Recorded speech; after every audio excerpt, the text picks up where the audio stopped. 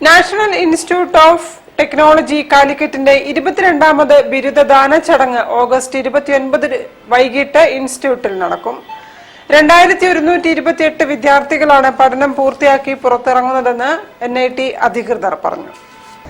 Bachelor of technology 1162, bachelor of architecture 65, master of planning 18, master of technology 575, master of science 102, master of business administration 76, PhD 130 എന്നിങ്ങനെയാണ് ബിരുദം സ്വീകരിക്കുന്ന വിദ്യാർത്ഥികളുടെ കണക്ക്.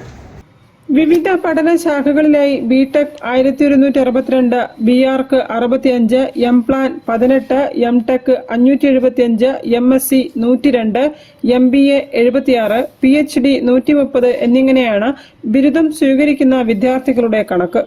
ഇൻസ്റ്റിറ്റ്യൂട്ടിന്റെ academic കോഴ്സുകളുടെ വ്യാപ്തിയും ഗവേഷണ രംഗത്തെ വളർച്ചയുമാണ് ഈ ചരിത്ര നേട്ടമെന്ന് അന്ന് അധികൃതർ വ്യക്തമാക്കി. NIT കാലിക്കറ്റ് 66ാമത് സ്ഥാപക ദിനാഘോഷം സെപ്റ്റംബർ 1 മുഖ്യമന്ത്രി VD സതീശൻ ഉദ്ഘാടനം ചെയ്യും. ഏകസ്വ 2026 രണ്ടാമത് ഇന്നൊവേഷൻ മീറ്റും പാറ്റന്റ് എക്സ്പോയും 1 മുതൽ 3 വരെ NITയിൽ നടക്കുമെന്നും അധികൃതർ വ്യക്തമാക്കി. വാർത്താ സമ്മേളനത്തിൽ academic dean doctor AV Babu, dean IACR doctor Kumaravel S, CIEI chairperson doctor Sudheer AP, doctor Manesh Chandran, public relations officer Ashwin Babu JB എന്നിവർ സംബന്ധിച്ചു. News bureau, Kozhikode.